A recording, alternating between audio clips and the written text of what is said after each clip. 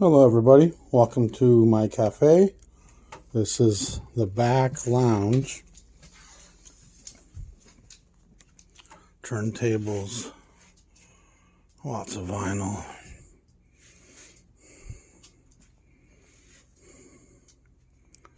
Lots more vinyl. It's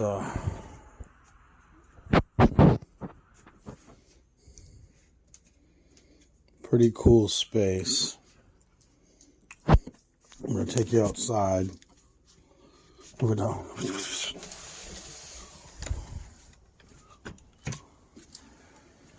This is our immediate back porch. Step down. And that's the pool area. Part of the wonders of Minnesota summer. And then sidewalk. There's grapevines up in that. Stone pathway. And this is the side garden, which I think we want to have live jazz out here at some point. If not this year, maybe next. With the strawberries down here. The wife's got all the wood chips down. The ivy's coming in on the side of the building. The lights are all set up. The solar ground lights. The bird feeders. The wife's still got some flowers to plant in that bathtub. Bird feeder.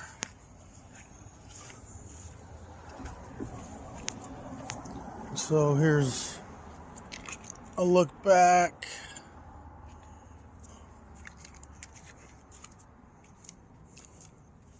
Now here's the front of the coffee shop.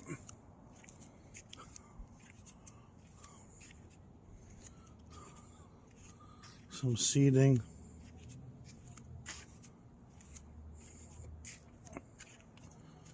Here's the cafe.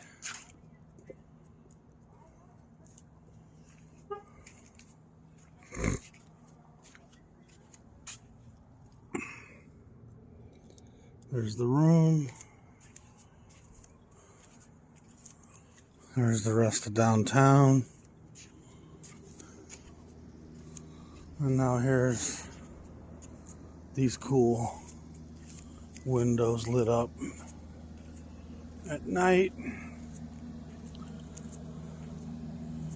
You all see the inside a lot. I figured it'd be nice to get some kind of an idea of what the outside of the cafe looks like. And there's the pool again. And that wraps that up. Good morning, everybody. Stay tuned to the end of this episode. My friend Jean-Michel Reeser Beethoven, who was nicknamed that by, I think, Ray Brown. Could have been Sweet Tedison. But he was nicknamed by one of the greats, Beethoven. And he's a very qualified voice. I mean, I've talked about Jean-Michel many times. He was a concert promoter and arranger in Europe. His father was also involved in the music. And he, as a young boy, met many of the greats and booked concerts for a lot of them into the 80s, 90s, and probably into the early thousands, I think. But he's a real pulse on the tone and the community and how some of the things that were going on were expressed and how they were felt. And he's validated many of the things that I've suspected over the years. But he's going to share a little bit at the end of the video today about Norman Granz and how he chose the artists he chose. And stay tuned for that. And then on the next episode, we'll have some more from Jean-Michel as well. And we're still talking Verve today. And thank you to the few people who have pledged me a little money to help me finish off this Verve canon. I mean, we're getting close. Let me give you some numbers. So keep in mind that the Clef and Norgran sequences are kind of sort of repeated in the early 8,000 to 8,100 part of the Verve canon. And it's not a one-for-one. It's a mismatch, but it's still very much 8000s clef, 8100s, a lot of Norgran. And then a lot of that clef and Norgran stuff was actually 10 inches coupled together as clef LPs or Norgran LPs, and then the clef and Norgran stuff was repackaged, or sometimes the same cover was used once it was a Verve title. And it's funny how sometimes even some of the old David Stone Martin covers will be replaced with a photograph or a kind of newer, more modern thing. But I mean, almost all these old clef Norgran titles are noteworthy for the David Stone Martin artwork on a lot of them. Some of the stuff is fantastic. It just creates this cafe atmosphere, bistro on the streets of Antwerp or Paris. It's just a marvelous, I mean, you gotta love it. The street lamps and the wrought iron grates and it just has a feel to it. And it's a feel that you don't get much here in the middle of America. This is a much more dilapidated, deteriorated strip mall kind of culture out here. The old brick and stone with iron and street, it's just a different. So I enjoy the nostalgia of those covers and those drawings. They just take you back to a different era. And as a kid growing up in Toronto has a lot more history even than, say, Minneapolis, Minnesota. And parts of Ontario were settled a long time ago. So there is some old stone mills and, some old churches. And Toronto wasn't the city that it is today, obviously. 100 years ago, it was very, very much a modern, growing city. And Montreal has more old bones in it than Toronto does, for sure. But I do like that old kind of look. It's a cool. So yeah, it's a convoluted mess that I'm slowly straightening out and figuring out exactly the source of each Verve title. Okay, this was originally an Norgran 1035, but that was actually a coupling of 10 inches before that. There's some Parker stuff that actually comes from 78 RPM stuff. So I'm working on getting to know that, to straighten that all out. And of course, with Wikipedia and Discogs, there's certainly tools that kind of help me decipher and figure out all the different pressings and things. But there's between clef 600 series into the 700 series, and then the 8000 series, which again, many of those are the same thing. A lot of them are the same covers even. I'm only missing 5 or 6 things now. And at least a couple of those are collections. And that's the clef side of things. In the 8000 sequence, I'm only missing 2 things. And those 2 things both are clef and so really it's only 6 titles that I don't have between those 2 sequences.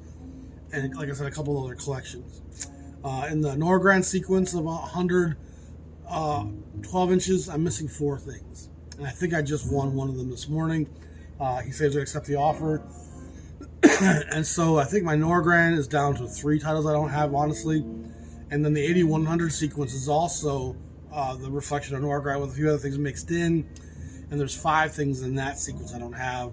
Again, some of it is actually 10-inch stuff as well, so I'm still kind of figuring out all of it. But again, between those first 400 titles, clef Norgran, and then the 8000, 8100 sequence, there's maybe a dozen things I haven't tracked down yet, which speaks to how well this stuff was distributed. I mean, it's out there. It's not, some of it's not cheap. It's amazing how much of this stuff ended up in Europe. The Europeans really love this generation of player, probably more so than the American fan base and following. And speaking of that generation, it is the greatest generation in jazz. It's a culmination of 2 or 3 decades marching towards where we end up. And the decade that we kind of know and speak about so much today, the Coltrane's, the Miles, the Rollins, the Monks, all the Blue Note cast, Mobley's, the Burrs, Jackie McLean's, they're all the next generation. And when you look at jazz in 1955, 56, 57, without question, he has assembled the greatest players in the world. And as Jean-Michel will explain later how some of that comes to be, there's also just the fact that he's getting the best of the best. the most legendary, the most blues-filled, swing-oriented, gut-busting, sincere, integral players that aren't about the foo-foo or the let's innovate for the sake of innovate. They just want to play and tell their story and relieve themselves of that weight. It's an incredible warehouse of talent. And I'm just going to run through a few names here. By a few, I mean quite a few. And let's start with the piano. The two greatest jazz piano players probably of all time are Art Tatum and Oscar Peterson, who Norman Granz recorded a ton of both. And I had one friend suggest, I think it was Bill Stevenson maybe, that the Oscar stuff was probably more lucrative and a business sensible thing. And the Tatum stuff was a reverence for what the great Art Tatum was about. In his later years, he was still trying to document Tatum's greatness. And Tatum is a talent unrivaled really on any horn. And he's a precursor to Parker in some ways. And Parker was influenced by Art Tatum. There's a story where when Parker came to New York, he started washing dishes in a place, could have been the 5 spot even, that Tatum was playing had a residency. So he would listen to Tatum's long lines that were a precursor to bebop. He included all the notes in the scale often and had these long, elegant, flowing things that were unrivaled and unheard before. And Tatum never played the same thing twice. Oscar, it's often said, would kind of work out certain patterns that were really intricate and elaborate, but they kind of repeat that stuff and have it memorized. Tatum's much more off the cuff, and he's doing acrobatics without a net often. But you also have Teddy Wilson, one of the great legends of the swing small group era with Benny Goodman, Lionel Hampton. I mean, Teddy's an incredible player with a lot of gospel and soul in him. You have Hank Jones there for a while, some as a backup, but also a little bit as a leader. Bud Powell, one of the great innovators of the bebop sound, was recording for Norman Granz throughout the 50s. You have George Wallington, the Italian Sicilian immigrant that came to New York. He does some early sessions for Norman Granz on the Norgran imprint. I mean, Tatum and Peterson alone. I mean, then you had Powell and Wilson and Jones. It's incredible. And the bass, you're pretty much looking at Ray Brown. He's the greatest bass player, top 5, without any question in anybody's list. His tonality, his purity, his instrument, he was just at the top of the game. And he just knew how to articulate and play and make any session swing. And he does 4 titles, I think, as a leader over the course of this era for Verve. But he's on countless sessions, including backing Peterson's efforts most of the time with Peterson's various trios and quartets. On drums, you have 3 of the most explosive drummers in the world. Buddy Rich, who by many experts' opinion is the greatest drummer ever. You have Gene Krupa, Mr. Thunder, who would just roll and kill, and just a driving force of the swing era. If you listen to Sing, Sing, Sing, you'll appreciate the magic of Gene Krupa. Then you have Louis Bellson, who played with Basie, he played with Ellington and others. And Bellson had a long string of records. He actually made some quite saccharine stuff on the 2000 sequence. But again, you're talking about 3 of the great drummers of that era. The vibraphone, one and only Lionel Hampton, probably the greatest vibraphonist ever. I know Lionel has said that the greatest ever was that cat on Riverside. I can't think of his name right now. It's to my tongue. He makes some records. Johnny Lytle does it. He makes some records at the end of Riverside's run that are really dexterous playing by a younger cat. But Lionel knew Lionel was the greatest ever. Lionel was an incredible talent as a drummer, a band leader, a leader of men, but also as the vibraphone. He was really the guy who puts it on the map. So again, you're talking Peterson, you're talking Ray Brown, you're talking Art Tatum, you're talking Lionel Hampton. Not just the greats, the greatest. The guy who institutes what that instrument's about. The clarinet, you have Buddy DeFranco, who's the greatest post-war bebop clarinetist, probably without any question. You also have Phil Nimmons, who was a Canadian guy who was actually quite a good player. George Lewis was more in the New Orleans tradition. Herbie Mann comes over a little bit later and plays the flute and does some really fine work as well. On the vocals, you have Ella Fitzgerald and Billie Holiday to start things off. Again, two of the most iconic, legendary jazz singers that ever existed. And if you kind of use those two as your lines, you have an iconic sampling of the jazz vocal songbook by two different greats who sang very differently. Ella was very roller coaster like, full of surprises. She could alternate melodies and rhythms in midstream and scat and bebop, and Ella was just magic on the microphone. Billy's more serene and subtle and pained, greatly pained. In every song, it's just the words ooze out of her in the sludge of sorrow. Billy just can reinterpret a song and make it hurt. Make it so you can feel that hurt. It's a special skill that can transpose somebody else's lyrics and make them touch home. You have Anita O'Day, who sang with some of the great swing bands and does a lot of recordings for Norman Granz. You have Joe Williams, who was one of the great blues shouters who sang with the Basie groups for a long time. He makes quite a few records for Norman. The band leaders, Count Basie, his work at Verve, it's incredible. From early 1950s really into the early 1960s. He has a decade of recordings from Norman Granz and is the greatest swing band leader of all time. You have Duke Ellington, who's only there peripherally, with Johnny Hodges sessions back-to-back, side-by-side. He does some work with Ella Fitzgerald. He's always under contract in other places, so he can only kind of co-lead sessions. And him and Armstrong are probably the two greatest omissions of that era that weren't really Verve stalwarts. They both are there intermittently doing things. Louis also works with Ella and has a few recordings in the 2100 sequence. And Oscar Peterson and Louis Armstrong. But Armstrong wasn't like, he was locked in at Decca for a long time. And then he went to, I can't remember where Louis goes after Decca. He was at Columbia before. Most of the Columbia Louis recordings are from the 20s and earlier on. But you also have Charlie Barnett, one of the great commercial swing band leaders of the 40s. And a lot of his records are really fun dance records.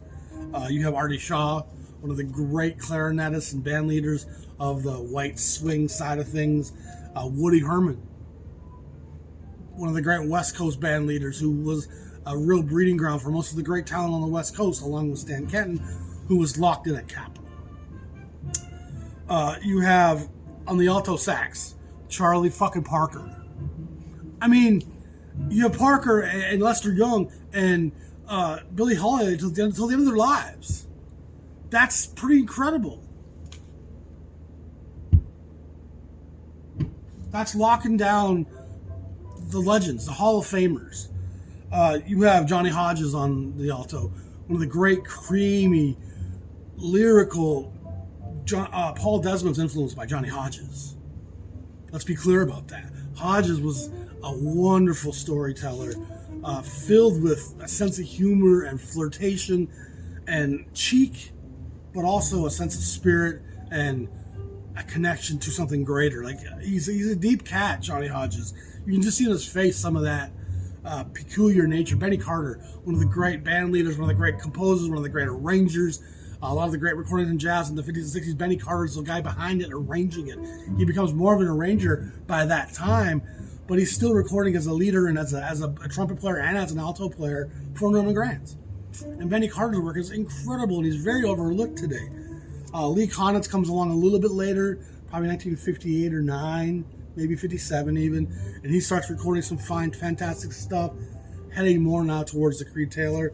And then Paul Desmond does a little bit of work here with Jerry Mulligan and a few other people, but he wasn't really a stalwart at Verve. On the tenor, you have the three most important tenor players of all time. Coleman Hawkins, Ben Webster, and Lester Young. And every sax player after them would tell you the ratio of their influences. Oh, I'm really influenced by Coleman, but I got some Ben and a little bit of Lester. Oh, I love Lester. I'm almost all Lester, but I borrow a little bit of Ben from sometimes and sometimes from Coleman. These three guys were so the architects, and Coleman is the fucking real originator, and Lester and Ben were right on his heels. And these three are the most three important saxophone player, and they're all working here at the same time. They actually feature on each other's records at times and work together at the JTP, and it's just the assemblage here of royalty. It's just unrivaled when you really look closely at it. Then you add players in like Illinois Jacquette, one of the great Texas tenor, one of the great leaders of that bluesy sound, and also a firm bebop star. You have Sonny Stitt, who comes in 57, 58, 59, makes a string of incredible albums. Charlie Ventura, a great player out of Philadelphia who had a lot of swing and really could play the bebop sound. Stan Getz. This is Getz. After his early years at Roost, he comes to Verve and makes a string of recordings that goes all the way into the 60s, way before the Bossa Nova takes off and the Stan Getz records that we all think of and know. Getz is making incredible recordings for Norman Granz and Verve. Flip Phillips, another fantastic and very overlooked player today, whose work at Norgren and Clef is incredible, and his work at the Jazz of the Philharmonic, the JTP. I mean, a lot of his stuff there, I mean, it's Flip Phillips sometimes. You're like, wow, that was incredible what Flip just did. Jimmy Joffrey, again, like Connors, is kind of one of the guys that comes a little bit later, seeing Norman grafting in some of the new things happening. He takes Jimmy Joffrey away from Capitol, and Joffrey makes some pretty modern stuff for Verve, and this is as the Creed Taylor era MGM sale is coming into play. But he's still part of that legacy. On the baritone, you have Jerry Mulligan, one of the most important figures in jazz, especially in white jazz. His records don't sell for what Chet Baker's do or Bill Evans do, probably because they sold really well and they were on big labels like Verve and Columbia. Mulligan is a great baritone player, but he's also one of the great arrangers and thinkers of the modern sound of post-bop. Mulligan's an important figure. He's the originator of the birth of the cool that Miles Davis gets all the credit for. Mulligan was the architect of that. And everybody there will tell you that, even though Miles kind of ends up getting the credit from Capitol and takes the payday and the fame, it's really a Mulligan thing, that Miles was a part of it best. Harry Carney, the great baritonist with Ellington, makes a recording and a couple side sessions as well. He might be one of the two of the JATP sessions as well on the baritone. On the trumpet, you have three of the greatest trumpet architects ever, Roy Eldridge, Dizzy Gillespie, and Harry Edison. And Eldridge is a link between Armstrong and Gillespie. Gillespie was the bebop founding member with Parker. It was Parker's innovation, but it was Gillespie that codified it and put it down on paper and notated it and was able to teach it to the next generation of players. And Sweets Edison, he's the guy that brought that mute to the forefront that Miles again became so famous for.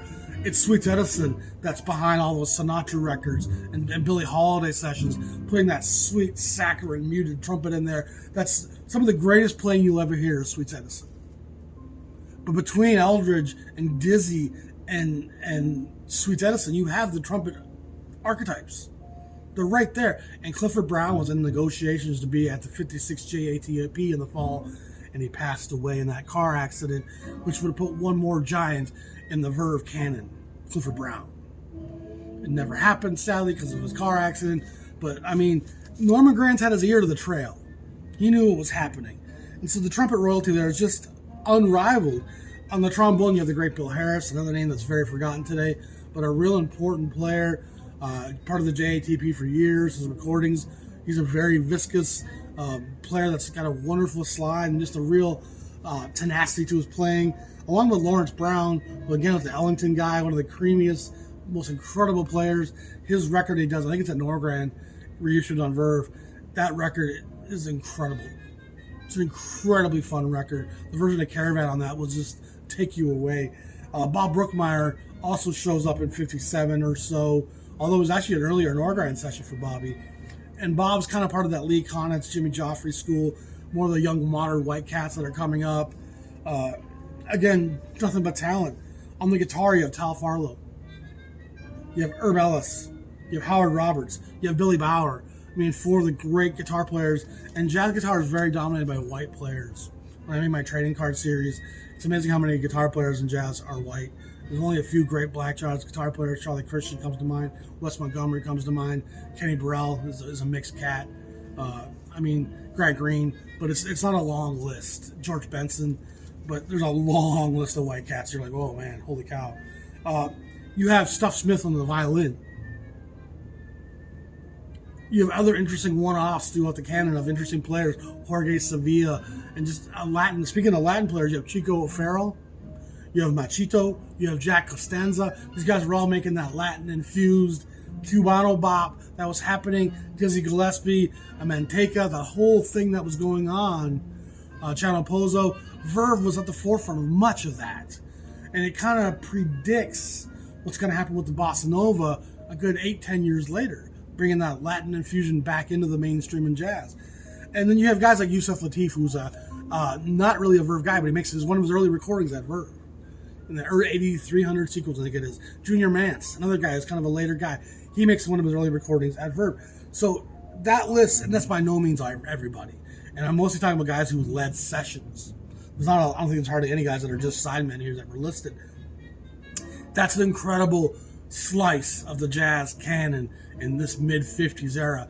And when you look at the royalty and the Hall of Famers and the All-Stars, I mean, there's just nothing anywhere else on any label that can rival the depth of the talent and the just true greatest of the greats all assembled in one place. And those records all sold enough that you don't got to pay $700 for them. You can get a pristine Sweet Edison record for $60, $80, $100. And people are going to go, oh, I want to pay $800 for Lee Morgan. Sweet Edison is killer. Roy Eldridge will blow your doors off. Dizzy Gillespie just did a lot of work for Norman. A lot of work. And there's actually some very interesting stuff there. From some bigger band bebop stuff, smaller groups, Latin-infused stuff. Dizzy's really doing a lot of different work for Norman. I mean, it's pretty impressive when you get to looking at it. Again, in many cases, you could say Ray Brown might be the best bass player in jazz history. Buddy Rich might be the best drummer. Oscar Peterson or Art Tatum might be the best piano players in history. Coleman Hawkins is definitely considered the innovator of the tenor saxophone. Parker, no more words needed. Dizzy, Roy, and Sweets. I mean, it's just Count Basie, Duke Ellington, Ella Fitzgerald, Billie Holiday. Every one of those categories, the top 3 or 4 names in that genre, and that musician, in that instrument, were here. And let's not be confused about our history. In 1956, Miles was still a fairly, even though he signed with Columbia and he started to put records out now on that label, he's still fairly anonymous nationally to a white audience, to a non-jazz person. It's just off the radar. Coltrane even more so. Rollins, Monk, very, very peripheral players. Most of the white community was buying the white replica jazz because that's what they were comfortable buying, and that's what was marketed to them, and that was what was available in their neighborhoods. Many of the small little black jazz labels didn't get distributed to white record stores and white malls. It's just the sheer economics and demographics of this thing. Man, you didn't have to be a racist as a white cat to not have any black jazz music. It wasn't about you disliking black people. It was about the fabric of the culture that you lived in kind of prohibits it from even encroaching into your commercial landscape. It's out there, but you have to go seek it out. You have to head to a black neighborhood, to a black record store, and find yourself an old Blue Note, an old Riverside, an old Savoy. And those records and those labels have kind of ascended into the canon and into the royalty today. But for the most part, white Americans that were exposed to black jazz musicians, especially post-swing, it was Norman Granz that was doing it. It was the Ben Websters and the Coleman Hawkins and the Charlie Parkers and the Billie Holidays and the Ella Fitzgeralds and the Sweet Edisons. These records were getting into white America. The JATP was famous enough that this was percolating an interest in these swing era giants. And they weren't as big a name as some of the white legends of that time. Like I told you today, a lot of the white cats who come in, who served in the military back in the 50s and 60s and 70s, their memory of jazz is very much Stan Kenton, Woody Herman, Gene Krupa, Buddy Rich. I mean, that's the guys they remember and know. And they have a great love for those guys and think of them as the great jazz players of all time. Because in there, when they were jazz lovers, the black musicians just hadn't ascended into their rightful place yet. So it's in no way is it a reflection of their racial makeup as a person because they love only the white jazz cats. It's just what was allowed for them to be exposed to. And there was so much Kenton, there was so much Herman, there was so much Krupa, there was so much Benny Goodman, there was so much of that music being out there. Shorty Rogers made endless records for RCA. That it just didn't have the time or the need to go seek out some obscure black jazz cat that was playing stuff pretty similar to what the white cats were playing, nor did you really recognize how all the innovation and the great leadership and the great soul of this music exists there. And everybody from Kenton to Herman to Goodman to Paul Whiteman, they would all tell you, Whiteman maybe not, that the Black Cats were the originators. This was black music. And we're just Elvis Presley in this shit. I mean, we're just kind of taking it and giving it to white America to consume. We know it. And we know how important these Black Cats were. Armstrong, Ellington, Webster, Hawkins. We know Tatum. There's no words for Tatum. You can't articulate Art Tatum. Leave the articulation to Art Tatum on the piano. Because he will articulate the 88 like you've never heard. So, again, thank you to those of you who have pledged.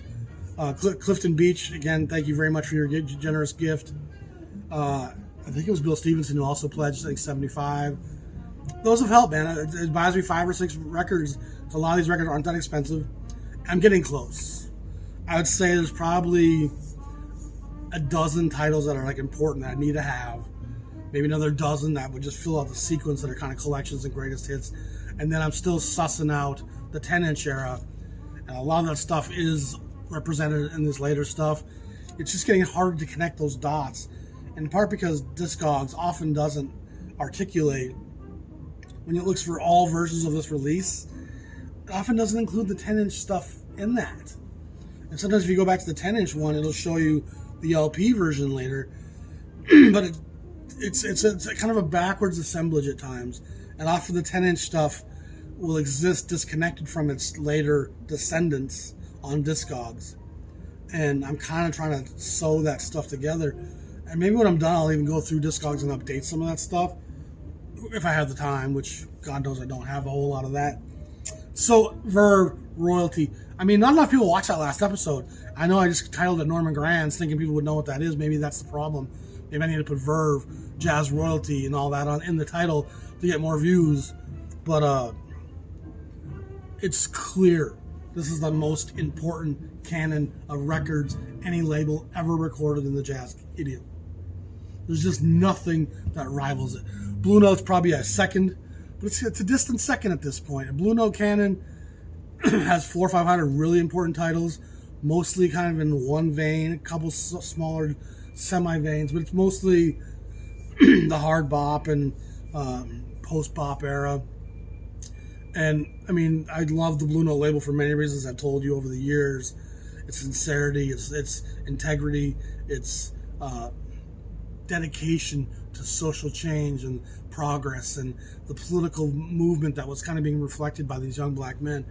But there's just no question that when you look at the royalty in the Jazz Hall of Fame and the names of legacy and the articulate giants of each instrument, the legends aren't at Blue Note.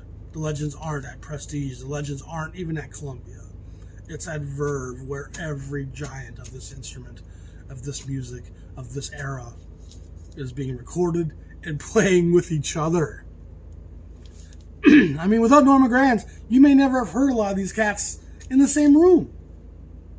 And they might have done it a million times live on a stage somewhere, but to record these guys, and even guys like Sinatra knew who we wanted backing them.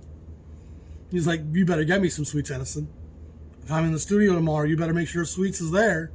You better make sure Ray Brown is around. Oscar Peterson, come on, now give me some talent. I want the best. And my reverence is just increasing every day as I go through this body of work.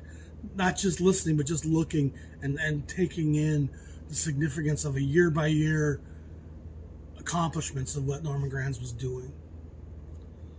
And there's no label you could pit up against this body of work that stands a chance to escape the shadows of the skyscraper known as the Verve Jazz Canon. It's incredible. I'm going to leave it with that. Please subscribe to the channel if you haven't. If you want to support the channel, please go to my Patreon page in the description below. If you'd like to pledge some money to the cause to help me finish this Verve Canon and get some of those Nordgren and Clef 10 inches that I don't have, I mean, that's very appreciated at this point, and it will help me to build a better archive, which helps me articulate this history better and better and better. This collection is my degree in terms of how I speak and what I tell you about. The collection is the teacher. It teaches you all the cross-referencing and the codification and the influence and the graphic design, and it's just, the cross-referencing is endless when you see things year by year, decade by decade, artist by artist, label by label. It's just, it's endless insight. And 1956, 57, 58, what a time in jazz. So I'm going to leave it at that. Again, if you want to subscribe, if you want to help out, hit my PayPal up, message me one way or the other, and we'll work it out. And again, thank you to both the guys who have sent those nice little gifts. That's very appreciated, fellas. Y'all be safe. Have a great day. We'll come back to you with some more Jean-Michel in the next episode and talk to you about some more Verve stuff as I finish this. I got a bunch of stuff coming in the mail this week.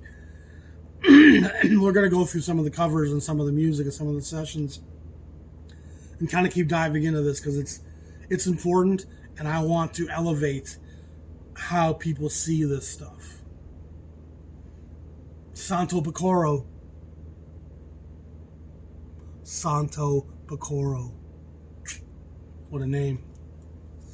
Norman Granz always recorded people that he really admired or loved,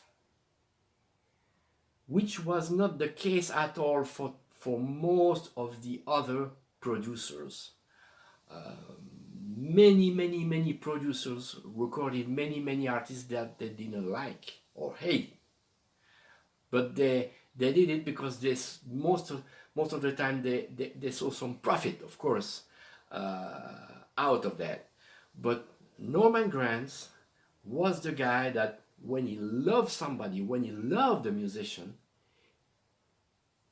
he could do everything for him, and like he did with Art Tatum, like he did with Teddy Wilson, like he did with Bud Powell, like he did for Terry Gibbs, like he did for Blossom Derry, a great woman, great woman, and she could play the piano.